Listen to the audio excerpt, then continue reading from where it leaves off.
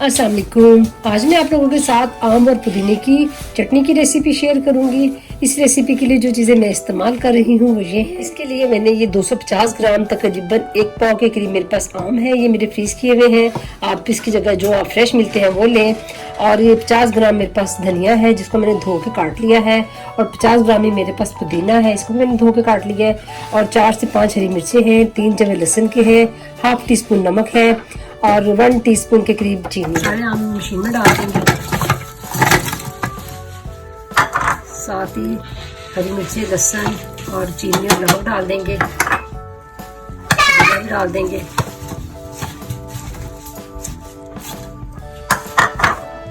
हरा धनिया भी साथ ही डाल देंगे।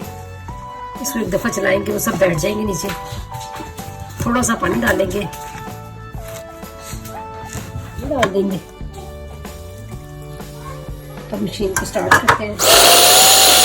ये बिल्कुल रेडी हो गई है। अब इसको अपने बॉल में निकालती हूँ।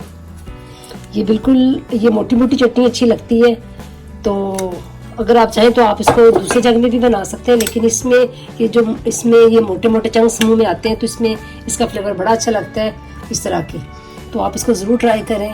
और अगर आपको चीनी नहीं डालनी तो आप मत डालें, लेकिन ये चीनी के साथ 1 चम्मच चीनी के साथ बहुत ही मज़े की लगती है। आप इसको ज़रूर बनाएं, ज़रूर ट्राई करें।